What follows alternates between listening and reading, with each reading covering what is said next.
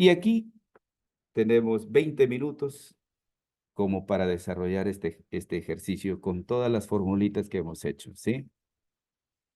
Primero, vamos a ver punto por punto. pH. ¿En qué trastorno ácido-base se encuentra? Acidosis. Y el PCO2 está en 22. ¿En qué está?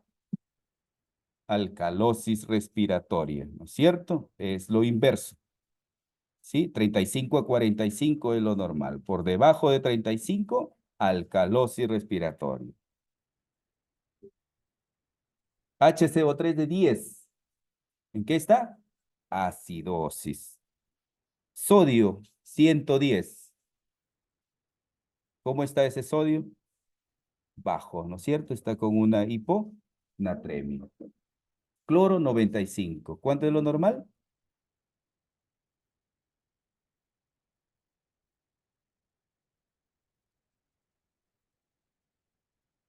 ¿Cuánto es lo normal del cloro? No sé, ¿ah? Ahí lo dejamos. Y después tiene, para dejar algo ahí, para irnos a leerlo. Tenemos la presión de oxígeno que está en 60 y hay otros datos mucho más relevantes también que tenemos que saber, lo que es el FIO2. Este paciente está con 80 de FIO, probablemente esté con una máscara con bolsa de reservorio o con reinhalación o sin reinhalación, o de repente ya está en ventilación mecánica y lo pusieron un FIO de 80. Y con eso, a ver, tratemos de primero encontrar el PAFI, ¿sí? A ver si encontramos el PAFI. ¿Cuánto de PAFI tiene este paciente? A ver, trabajamos en nuestro cuadernito. Hilder, ¿cuál es la fórmula para calcular el PAFI? CO2 entre 22%. Muy bien. ¿Cuánto tiene de presión de oxígeno? 60. Entre 80, 60 entre 80 y lo multiplicamos por 100. ¿Cuánto es?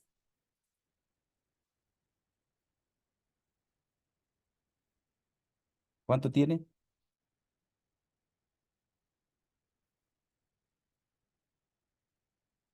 Y a ver si alguien nos dice en qué, o sea, cómo está el patrón respiratorio, en qué estado se encuentra. Con eso podemos clasificar, ¿no? Está en una insuficiencia respiratoria severa. Si ese paciente sí o sí tiene que entrar a máquina, ¿no? Sí o sí, no hay otra. Tiene que entrar a máquina. Después de eso, ¿qué vamos a ver? El anión gap.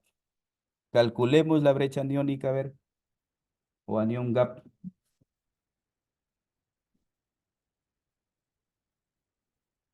¿Tenemos los datos como para calcular? Sí, ¿no? Sí están todos los datos. Sodio 110 menos la suma del cloro 95 más 10. Serían 105 menos 110, 5. ¿No es cierto? Si tenemos la literatura que dice de 8 a 10 o de 6 a 12, ese paciente está pero con una acidemia metabólica fea, ¿no? ¿Sí? ¿Qué más vamos a calcular? Si estamos en una, porque ya definimos en qué estado está, en una acidosis, ácido base primero. ¿En qué está? ¿En qué trastorno está? Con lo que ya vimos. No, está en una acidosis metabólica. Y podemos decir acidosis metabólica con anión GAP. ¿Cómo está el anión GAP? Disminuido, ¿no es cierto? Más una, ¿qué más? Insuficiencia respiratoria severa. Esa sería la conclusión que tiene que tener el médico, ¿no? Acidosis metabólica con anión GAP disminuido con una insuficiencia respiratoria severa. Tiene 5 de anión GAP. Ahora podemos calcular si está compensado o descompensado. Sí, ¿no es cierto? Usemos nuestra fórmula, a ver.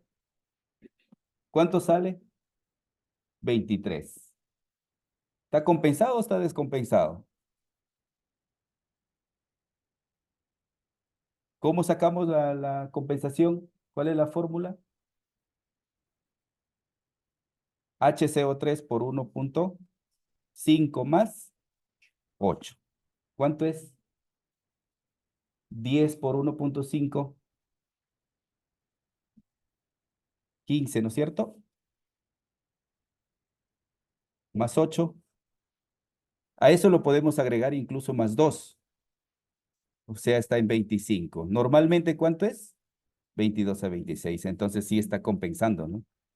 No tengo el dato, por ejemplo, de la respiración, pero si tuviésemos el dato de la respiración también nos ayudaría muchísimo, ¿no? Para ver si está, en este caso, probablemente este paciente esté hiperventilando para tratar de compensar. Y por ahí también que nuestro sistema buffer está ayudándonos muchísimo a compensar el pH, ¿no? Ese es importante. Tenemos un tiempito más para hacer otro ejemplo. En realidad, nos debe quedar claro, ¿no? Así que si nos queda claro esto de acá, jóvenes, el médico el día que vaya por shock trauma y les diga, a ver, interprétame lo que tú como enfermero debes de saber, porque en realidad estas cosas es lo que nosotros como enfermeros nos interesa saber. En la parte médica hay mucho más cosas, otras cositas más que ya es parte médica, es manejo mucho más fino, mucho más especial. Pero si nosotros como enfermeros sabemos esto, el médico y todos el equipo de salud nos van a respetar. Pero si no, solamente vamos a ser enfermeros procedimentalistas, pues ese es lo malo, ¿no? Y no debemos ser enfermeros solamente procedimentalistas. Pensamos que somos súperes enfermeros porque canalizamos una vía periférica cerrados los ojos y eso no dice que tú eres un buen enfermero. Solamente dice que tú eres enfermero con habilidades, nada más. Pero si nosotros sabemos este poquito, marcamos la diferencia también y ahí nos vamos a ganar también un espacio mucho más especial en el equipo de salud, pues, ¿no? Cuando viene, ¿quieres intubar a un paciente? Ya. La primera pregunta que te va a hacer el médico para que te dé una intubación va a ser, ¿y cuáles son los ejes que se alinean para una intubación? No es que solamente tengo que ver las cuerdas vocales, falso, pues, ¿no es cierto? Y te va a decir, ¿en qué grado lo vas a intubar al paciente? ¿30 grados o 180 grados? La mayoría decimos 180 grados, pues, porque es más fácil. Pero es mentira, porque en la práctica a 30 grados es mucho más fácil intubar a un paciente. Y si te preguntas cuáles son los ejes, ya yo te voy a dar. Hay médicos que son así, ¿eh? Ya yo te doy. Pero dime cuáles son los ejes que se alinean, pues. Y los ejes que se alinean tienen que ser boca, laringe y faringe. Si están alineados esos 3 ejes, tú lo vas a ver. Si no, así lo quieras romper el cuello hiperextendiendo, no lo vas a ver. No lo vas a ver porque hay intubaciones muy difíciles, ¿no? Forman cero, ya bueno, fácil. Pero si no, hay otras cosas que son mucho más difíciles. Muy bien, ahí tenemos nuestro primer caso. El primero era como para entrar en calor. Ahora tenemos un poquito más que nos va a ayudar la inteligencia artificial con un dato por ahí. ¿Sí? A ver si hacemos este casito. Es un masculino de 60 años de edad. Viene con disnea, fiebre, signos vitales. Acá también fallamos muchísimo, casi todos los del sector salud. Control de funciones vitales. Y a un inicio no controlamos funciones vitales, nosotros controlamos signos vitales. ¿Sí?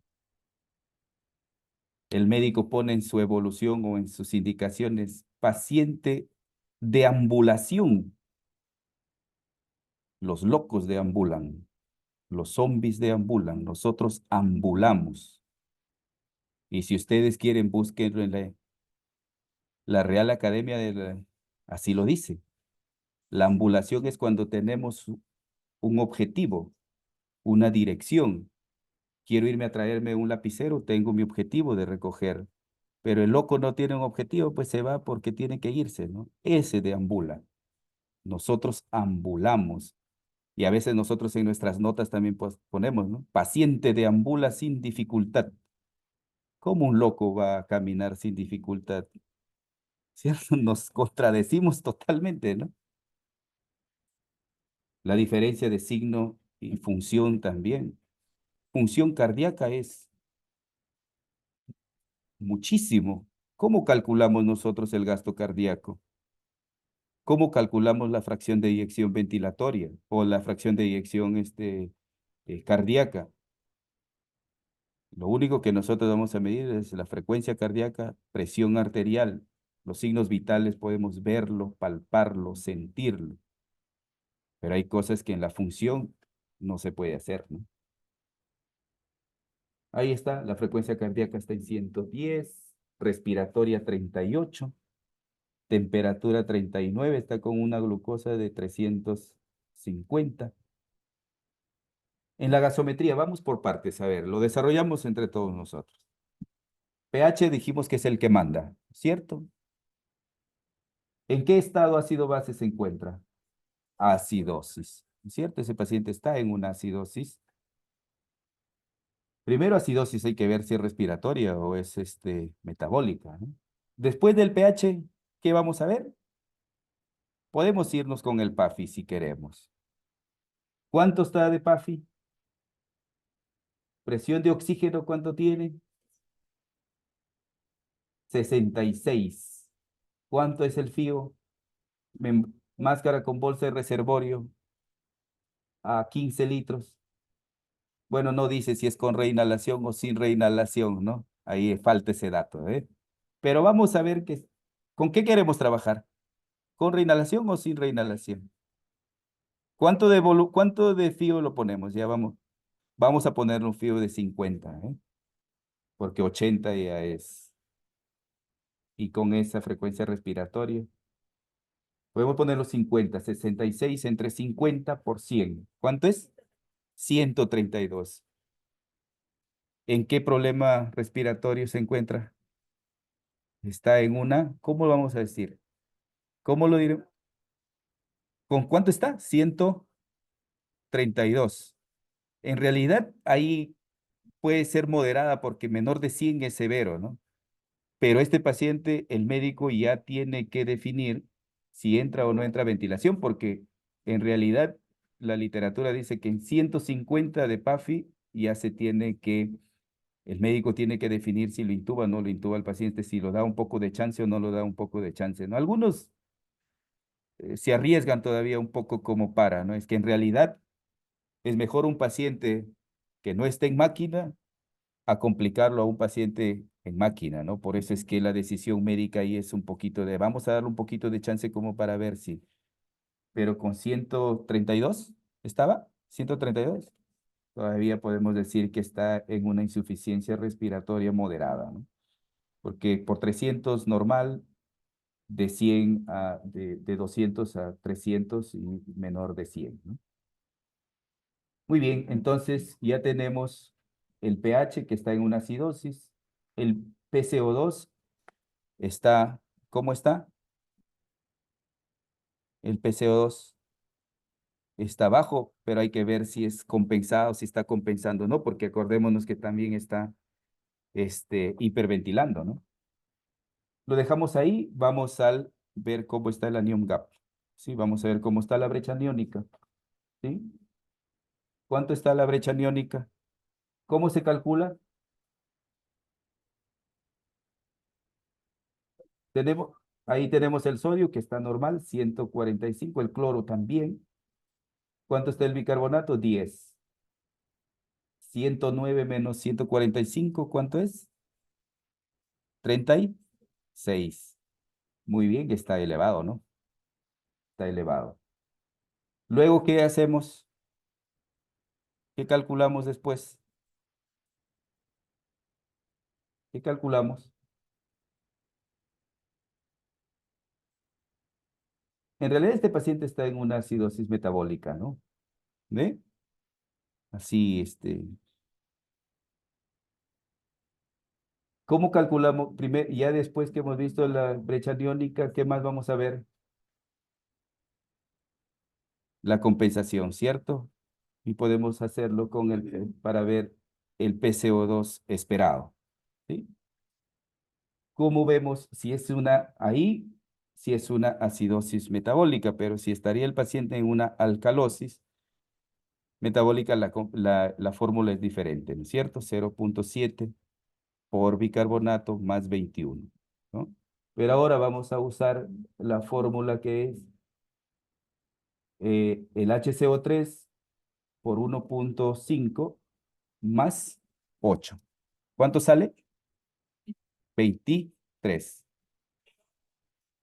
¿Compensa o no compensa? Compensa. Entonces, ¿cuál sería la conclusión de este caso?